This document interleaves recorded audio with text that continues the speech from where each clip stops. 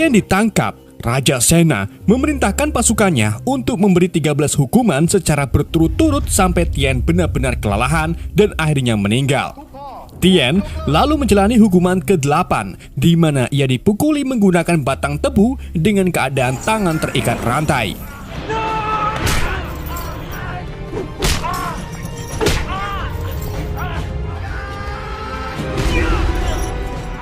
Saat Tien mulai kelelahan dan dikapit dengan puluhan tebu, Raja Sena membuat kesalahan dengan mengatakan kalau dirinya akan mengirim Tien ke neraka menyusul ayahnya. Perkataan itu pun membuat Tien marah, dan dari sinilah Tien melakukan perlawanan.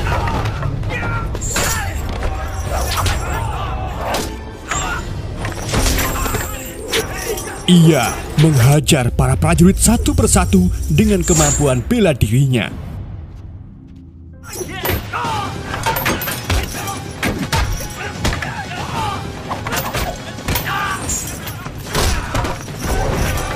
Akan tetapi, semua itu sia-sia karena puluhan prajurit terus berdatangan dan akhirnya Tien kembali ditangkap. Raja Sena kemudian memerintahkan prajuritnya untuk menyiksa Tien dengan menghancurkan tulang sikut dan tenggulnya agar Tien lumpuh serta tidak bisa lagi melakukan perlawanan.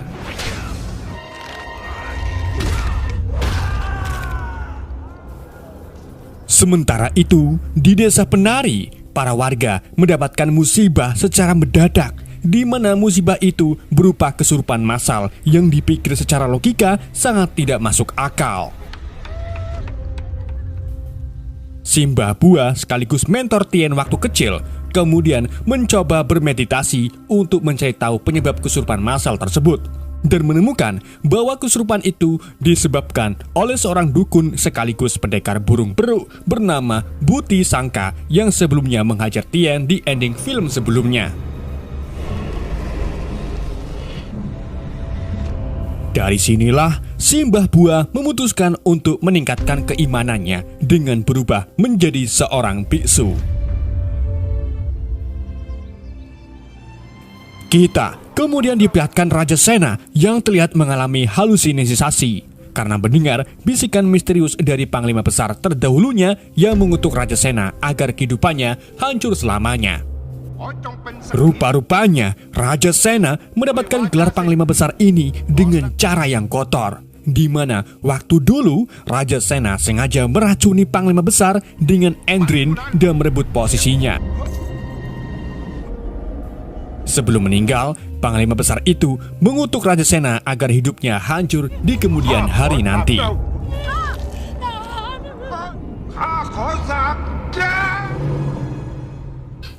Malam harinya, saat Raja Sena mengalami mimpi buruk, ia dikejutkan dengan pemberontakan di area istana yang dilakukan oleh perampok Pak Pektrot. Kedatangan perampok itu ternyata untuk membebaskan Tien yang menurut mereka, Tien masih menjadi bagian dari Pak Pektrot. Sayangnya, di tengah aksinya itu, mereka diserang oleh pendekar beruk yang dengan sangat mudah membunuh mereka satu persatu. Melihat kemampuan pendekar Buti yang sangat mirip dengan Dirot, Raja Sena pun menawari pendekar itu untuk menjadi asasinya. Namun Buti menolak dan malah menawarinya balik untuk menjadi pengikutnya karena Buti tahu kalau Raja Sena terkena kutukan dan satu-satunya yang bisa menyembuhkannya hanyalah Buti. Tentu saja Raja Sena menolak karena harga dirinya bakal turun jika mengikuti perintah Buti.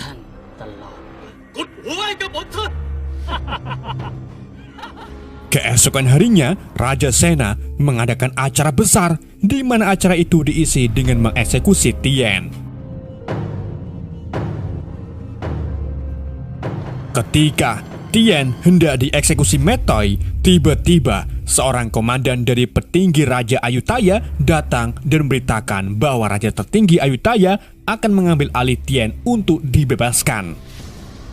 Karena perintah itu dari Raja tertinggi langsung, Raja Sena pun tidak bisa menolak dan hanya bisa marah-marah karena pasti salah satu pejabatnya ada yang beritahu Raja tentang hal ini secara diam-diam.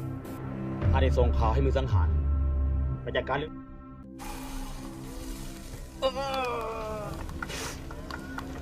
Tian kemudian dibawa ke desa penari, di mana tubuh Tian yang sekarat ditemukan oleh Pim, teman lama Tian. Saat Tian hendak diserahkan ke Simbah Bua untuk disembuhkan, tiba-tiba pasukan asasin kerajaan datang untuk membunuh Tian. Untungnya, utusan kerajaan Ayutthaya menghalangi mereka hingga terjadilah pertarungan.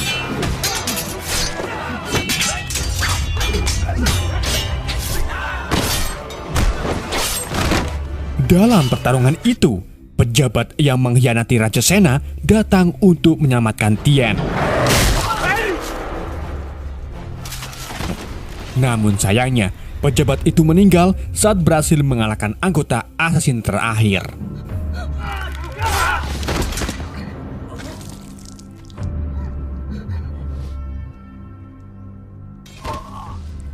Tian yang sekarat kemudian diobati oleh Bua dan para biara lainnya. Dalam pengobatan itu, tubuh Bua dibelepet menggunakan kain kanva, lalu dipanggang di atas asap, layaknya membuat panggang ani-ani.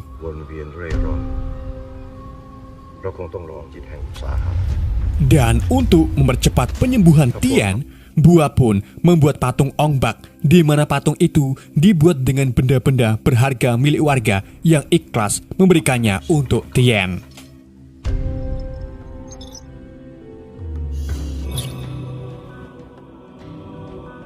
Setelah beberapa hari terpanggang, Tian akhirnya terbangun dari sekaratnya. Akan tetapi, Tian mengalami kelumpuhan karena sebelumnya tulang-tulang sendinya remuk disiksa oleh Raja Sena. Pim sebagai teman yang baik mencoba untuk menyemangati Tian, namun Tian menyuruh Pim pergi karena Pim malah mengajari Tian menari sedangkan kondisi tubuhnya sekarang sedang lumpuh.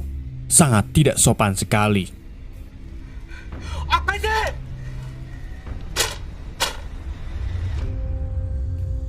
Karena sekarang tubuhnya tidak bisa berbuat apa-apa termasuk mengocok, Tian pun memutuskan untuk mengakhiri hidupnya dengan melompat dari atas tebing. Namun, sebelum itu terjadi, Tian diganggu oleh orang gila bernama Hamle yang juga ingin bunuh diri gara-gara kalah slot.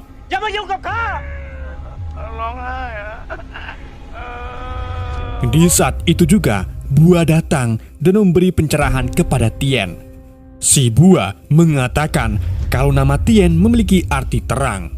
Ia lalu menyuruh Tian menatap sinar fajar Satboy yang baru saja terbit. Dan begitulah Tian seharusnya, karena Tian harus bangkit untuk menerangi kegelapan. Menyadari hal itu, Tian pun tersentuh dan mengurungkan niatannya untuk bunuh diri.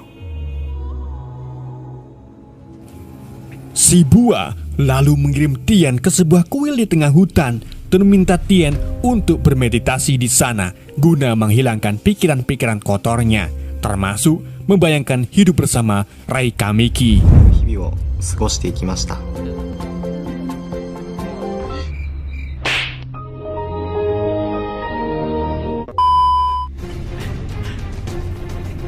Dalam menjalani meditasi itu, Tian berusaha sekuat tenaga untuk melawan sakit lumpuhnya.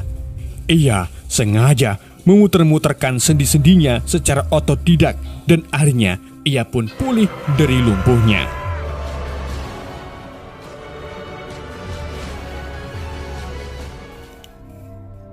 Pada suatu hari, saat Tian senam yoga, ia dikunjungi oleh Pim yang ingin menari bersama Tian. Tian pun menghentikan senam yoganya dan menari-nari bersama Pim. Di sini, Tian dibuat bahagia oleh kecantikan Pim dan keduanya pun akhirnya jadian.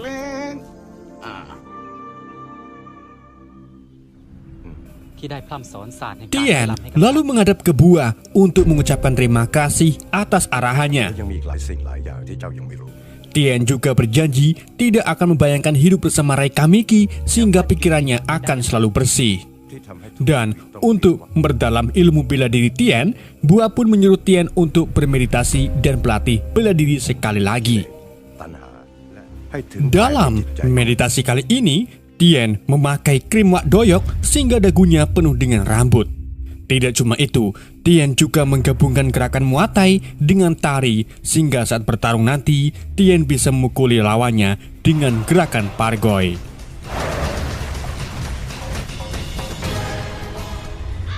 Sementara itu, Raja Sena yang masih diliputi bisikan gaib memutuskan pergi mengunjungi kuil Buti untuk minta pengobatan. Namun saat bertemu Buti, Buti malah menyerang Raja Sena dengan sihir dan minta Sena untuk menyerahkan jabatannya.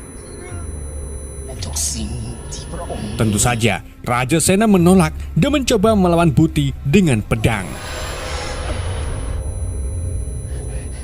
Namun ternyata Buti terlalu kuat dan mampu melempar tubuh Sena dengan sangat mudah. Raja Sena lalu memerintahkan pasukannya untuk melawan Buti. Tetapi tentu saja mereka bukan tandingan Buti, karena setiap serangan yang mereka layangkan dapat dengan mudah ditangkis oleh Buti.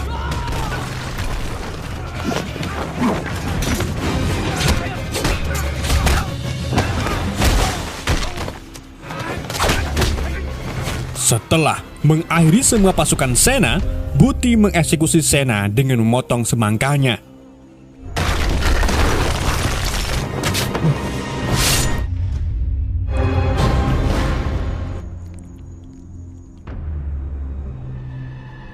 Kini, Buti pun mengambil alih posisi Sena menjadi panglima besar dan mengeklaim kepada semua warga kalau dirinya seorang raja.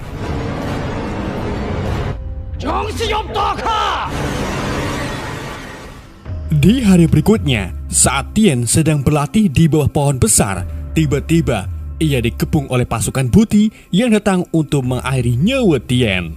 Tanpa pikir panjang, Tien pun menghajar pasukan tersebut dengan gerakan barunya. Hal itu membuat Hamle bangga karena pelatihan yang Tien jalani berbuah manis.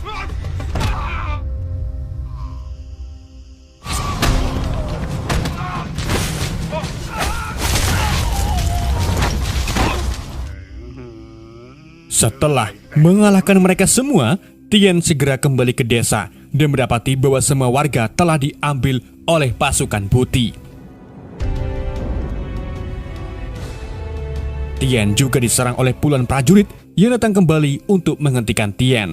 Namun tentu saja mereka dengan mudah dikalahkan oleh Tien.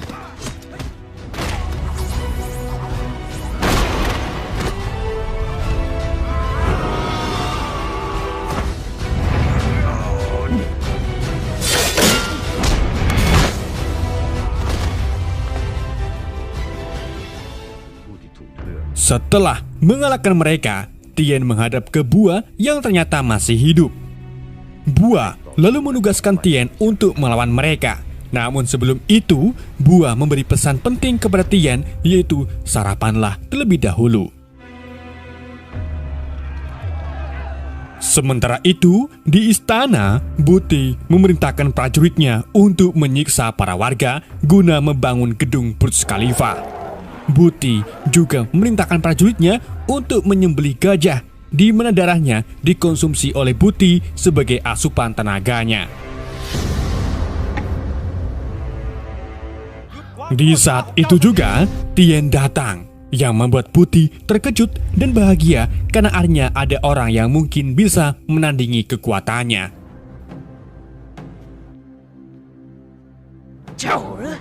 Buti lalu menciptakan sihir berupa gerhana matahari yang membuat para warga tunduk kepada Buti karena mengira ia adalah dewa.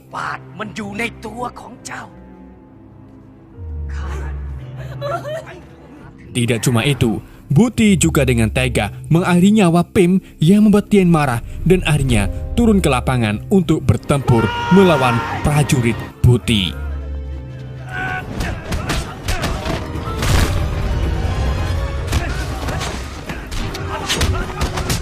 Buti lalu menghajar semua prajurit Buti dengan diliputi rasa balas dendam dan kebencian. Hal itu membuat Tien tidak terkontrol dan menyerang lawannya dengan sangat brutal.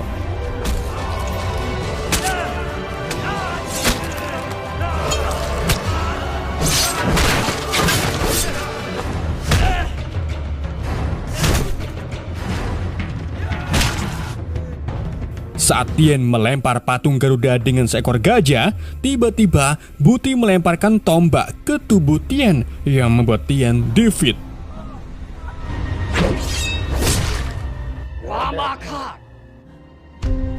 Namun, justru hal itu membuat Tien mendapatkan kekuatan dari sang dewa, di mana Tien sengaja mengosongkan pikiran kotornya untuk kembali ke waktu sebelum Pim terbunuh. Tien lalu minta bantuan kakek Zeus untuk mentert Buti. Setelah itu, ia membuka gerhana matahari yang membuat lokasi itu terkena sinar matahari. Sinar tersebut membuat semua prajurit Buti melemah secara mental dan kodrat. Kutukan Buti juga menghilang karena diambil oleh penerangan. Cir, maksudnya gimana bang? Tien kemudian mulai bertarung melawan Buti.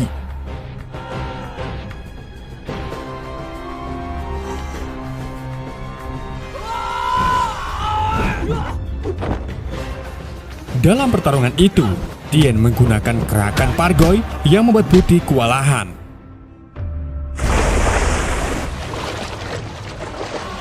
Kesana kemari, Tien membanting Buti yang membuat Buti mulai enek.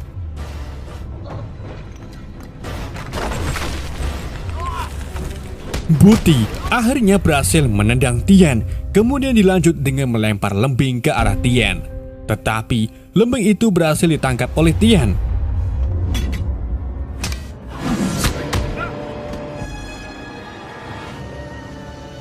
Tien lalu menggiring Buti ke Sier, di mana Tien menjatuhkan Buti ke gajah yang membuat Buti tertusuk oleh satu buah gading dan akhirnya meninggal.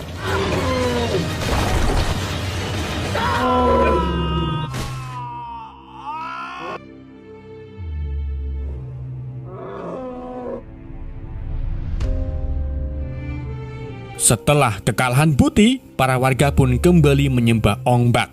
Film pun berakhir. Oke guys, itulah alur cerita film Ong Bak 3. Semoga kalian terhibur dengan alur cerita yang saya bawakan. Mohon maaf jika ada kesalahan dalam penyebutan nama atau penyampaiannya. Pesan yang tidak bisa kita ambil dari film ini, jangan pernah meremehkan orang yang telah mereka remehkan. Jika tidak, maka remehkan mereka. Sekian dari saya, sampai jumpa di video berikutnya.